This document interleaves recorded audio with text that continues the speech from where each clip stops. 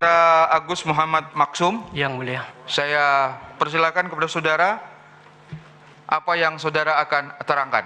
Ya, saya mohon izin, Silakan. mohon izin berdoa sebentar. Alhamdulillah wa syukurillah wala haula wala quwata illa billah. Asyhadu an la ilaha illallah wa asyhadu anna Muhammadan abduhu wa rasuluh. Allahumma shalli ala sayyidina Muhammad wa ala ali Muhammad. A'udzu billahi minasyaitonir rajim. Fasaddadkuruna ma aqulu lakum wa ufawwidu amri ilallah. Innallaha basirum bil ibad.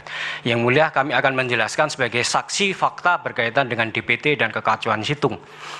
Kami pada sejak Desember itu sudah datang kepada KPU untuk mendiskusikan dan menginformasikan adanya DPT-DPT yang kami anggap adalah invalid. Invalid itu kemudian kami diskusikan sampai akhirnya bulan Maret tidak menemui titik temu, dan akhirnya kemudian kami membuat laporan secara resmi kepada KPU supaya ditindaklanjuti. Itu berkaitan dengan DPT tidak wajar berkode khusus sebanyak 17,5 juta yang terdiri nanti ada NIK palsu, NKK palsu, tanggal lahir yang sama dalam jumlah yang tidak wajar, kemudian KK manipulatif.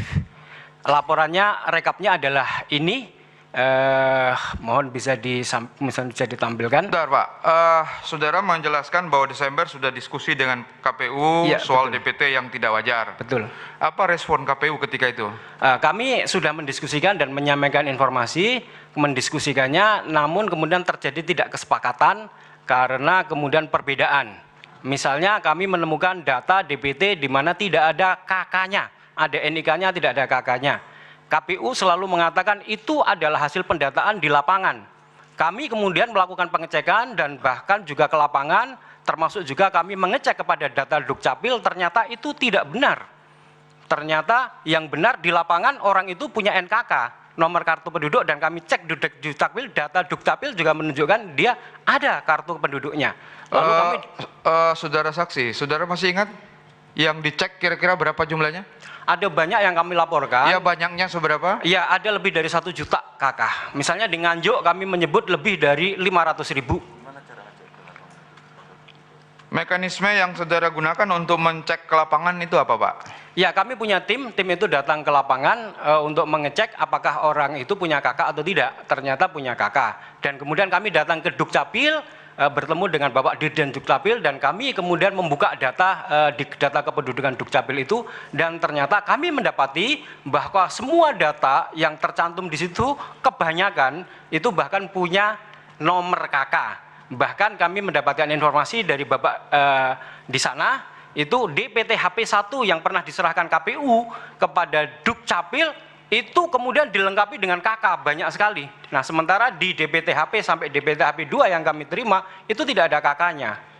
Dan itu kemudian kami laporkan kepada KPU bahwa hal ini mohon bisa dilengkapi KK-nya karena ini berkaitan dengan dokumen yang tidak lengkap, dan bagi saya ini berarti KPU tidak melakukan coklit ke tempat ini sehingga kemudian pemutakhiran data di mana KPU-nya di mana daftar pemilihnya sebenarnya memiliki KK itu tidak termutakhirkan gitu. Baik, setelah saudara melakukan, saya ingin pertegas kembali. Setelah saudara melakukan, apakah saudara mengkonfirmasi kembali? Oh iya, kami berulang kali melakukan. Dan apa respon KPU? Respon KPU pada waktu itu mengatakan bertahan bahwa itu adalah data lapangan. Baik. Iya. Silakan selanjutnya apa yang sudah jelaskan? Selain itu laporan kami adalah selain DPT tidak wajar berkode khusus 17,5 juta, kemudian yang paling penting adalah adanya KK manipulatif sebanyak 117.333 dan adanya data invalid di 5 provinsi sebanyak 18,8 juta. Dan itu semua sudah kami laporkan, ini bukti laporannya.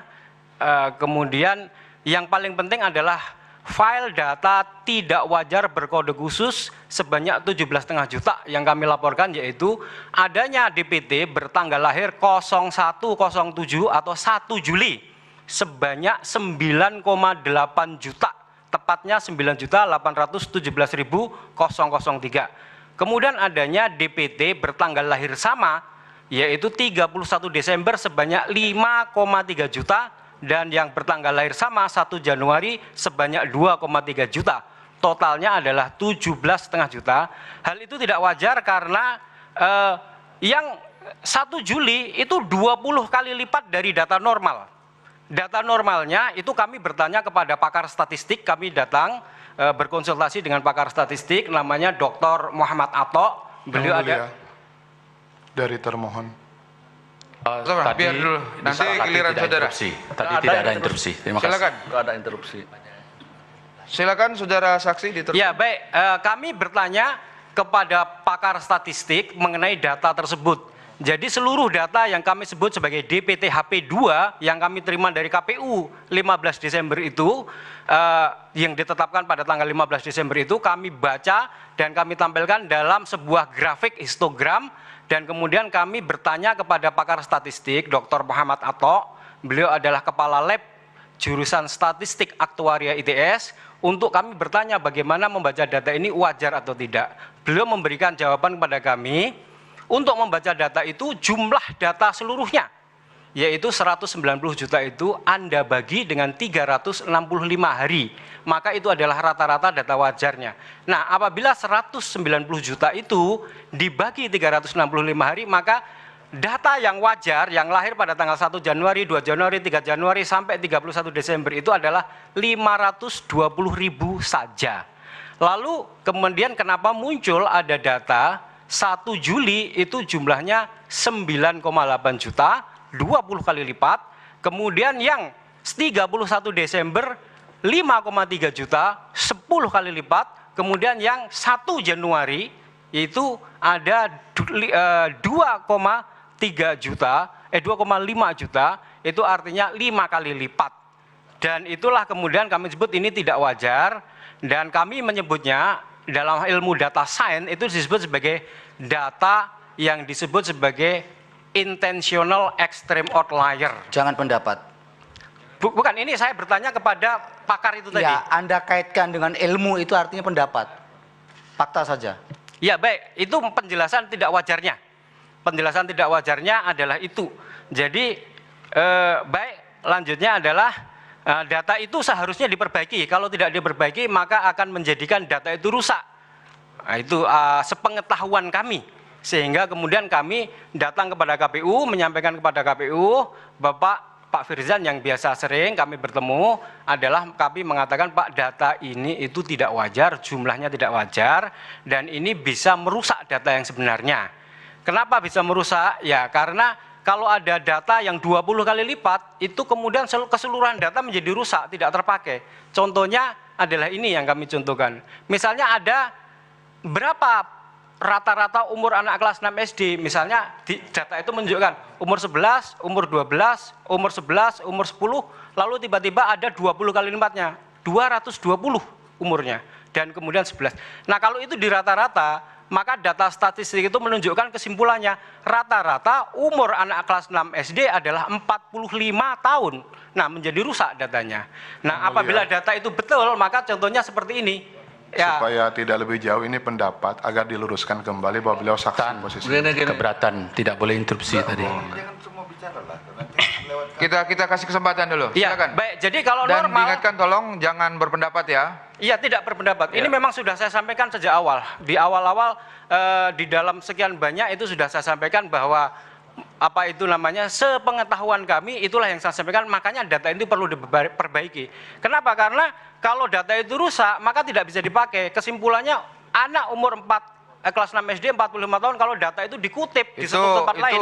Itu bukan lagi lingkupnya saksi itu Pak. Lingkupnya ahli itu. Mohon maaf Majelis Hakim, yang disampaikan oleh saksi ini Nanti saja, bukan sedang berpendapat, tapi dia menerangkan Pak bahwa Nasrullah. inilah yang dijelaskan kepada termohon waktu pertemuan. Pak Nasrullah, Ya, Pak. nanti ada gilirannya, ya. Jangan interupsi dulu. Nggak boleh. Baik, saya lanjutkan sehingga kalau data itu menjadi seperti itu. Nah, oke, baik, kami langsung saja. Waktu itu setelah kemudian kami sampaikan, sebenarnya kita sudah berdiskusi, setelah resmi disampaikan, pada umumnya waktu itu dikatakan sebagai hoax. Dan kemudian sampai sekarang pun saya masih menyimpan data di KPU, itu data 17,5 juta itu sebagai hoax pemilu masih ada. Nah, atau secara resmi beliau menyampaikan data itu bukan data invalid. Nah, saya kira ada banyak dimuat, itu saya kutip Pak Firyan menyampaikan bahwa 17,5 juta data yang berkode khusus terdiri dari tingkatan lahir itu adalah data yang valid menurut KPU. Ini ada saya kutip dari media, beliau mengatakan begitu, dikonfirmasi oleh Dirjen Dukcapil juga menyatakan begitu, bahwa itu adalah data tanggal-tanggal di mana penduduk yang terdaftar itu tidak tahu tanggal lahirnya. Maka kemudian mereka diberi tanggal 1 Juli atau tanggal 31 Desember, yang 1 Januari tidak ada dasarnya. Itu kami terima, dan itu betul. Kami sudah mengkonfirmasi, datang kepada Pak Dirjen Dukcapil dan juga datang kepada para pakar statistik, termasuk juga orang yang melakukan sensus kependudukan. Jadi alasan itu kami terima. Yang menjadi tidak betul adalah menurut kami adalah jumlahnya yang banyak, yaitu 9,8 juta. Karena kami bertanya kepada pakar statistik dan itu semua tadi itu, jumlah yang wajar adalah yaitu mereka yang lahirnya tahun 60, tahun 50, tahun 40 itu tidak tahu tanggal lahirnya, dan itu berarti hanya 2 kali lipatnya saja dari normal. Kalau normalnya 520 ya berarti sekitar 1.040.000. Lalu 9 jutanya dari mana? Nah, itu yang kemudian kami beri atensi khusus, karena kemudian Pak KPU kami menanyakannya dan mendapatkan jawaban data itu sudah ada dalam DPT sejak tahun 2014. Bahkan beliau menyampaikan di tahun 2014 data itu bukan 17,5 juta, 20 juta katanya. Nah, oleh karena itu kami harus memberikan atensi khusus.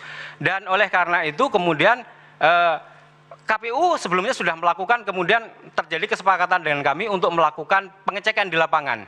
Kami diminta untuk menentukan titiknya, KPU akan menentukan sampling, melakukan tenaga untuk melakukan sampling. Tapi tidak terjadi kesepakatan, ketika kami menentukan titik, KPU tidak sepakat. Kami menentukan titik itu, kami menemukan adanya TPS-TPS yang tanggal lahirnya itu sama banyak sekali. Dalam satu TPS itu orang bertanggal lahir sama sampai 200 lebih.